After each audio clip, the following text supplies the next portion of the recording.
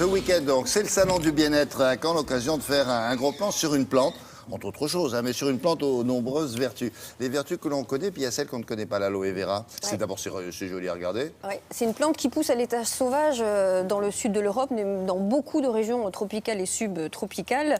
La plante la plus reconnue pour ses vertus, c'est l'aloe vera, parce qu'il y a plusieurs types d'aloès. Et bien, l'aloe vera, c'est celle qui a le plus de vertus. Et on le connaît depuis la nuit des temps. Saint-Bilan, on sait que déjà les onguents à base d'aloe, ça soignait les brûlures. Et bien, aujourd'hui, on sait que les vitamines qui sont contenues dans la pulpe d'aloe sont truffées de vitamines, de minéraux, 80 nutriments, vitamine A, vitamine B1, B2, etc. Il y a même du calcium et du chlore à l'intérieur, du fer, du zinc. En fait, c'est une mine d'or, l'aloe vera. Oui, mais enfin, ne la prenez pas comme ça. Il faut attendre qu'il y a des gens très bien qui la synthétisent. Alors, tout est dans la pulpe, en fait, d'aloe vera, qui est connue depuis très, très longtemps.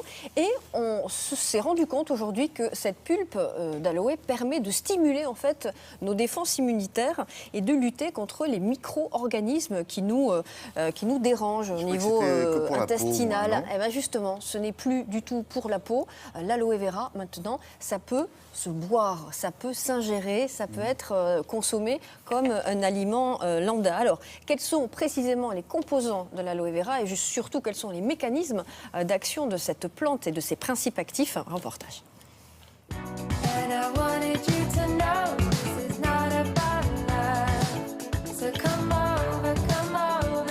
L'aloe vera, c'est une plante médicinale. Médicinale, cela signifie que la plante a des propriétés bénéfiques pour notre organisme et ces propriétés sont avérées. C'est une plante grasse, arbustive, dont on va utiliser les feuilles qui sont charnues pour la fabrication des produits cosmétiques et des boissons nutritionnelles à base d'aloès. On utilise l'intérieur de la feuille. À l'intérieur de la feuille, on trouve un gel visqueux, assez épais, riche en eau, qui fabriquera après la pulpe pour l'utilisation quotidienne. Alors voici la pulpe que l'on appelle le mucilage et qui contient tous les principes actifs. Qu'y a-t-il dans ce mucilage? Il y a 99% d'eau puisque la plante stocke de l'eau et 1% de principes actifs. Les principes actifs sont très très nombreux puisqu'on va en trouver environ 250. On a une synergie de tous ces principes actifs entre eux. La sémanane, le glucide complexe, est effectivement à l'origine sûrement des effets sur notre organisme. L'aloe vera a différentes vertus. De manière traditionnelle, on sait parfaitement que l'aloe vera en usage externe, en application sur la peau, a des vertus anti-inflammatoires, cicatrisantes, hydratantes, apaisantes.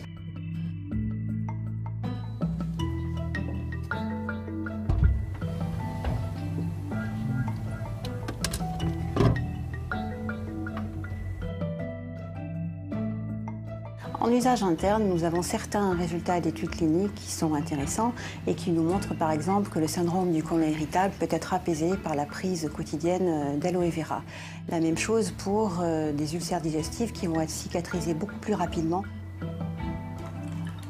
On peut dire donc que l'aloe vera en usage interne est anti-inflammatoire, stimule les défenses naturelles.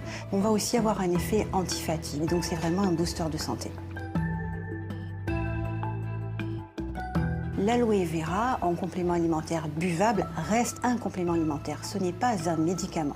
Donc effectivement, on y restera dans le conseil quotidien avec apport de bien-être. Ça.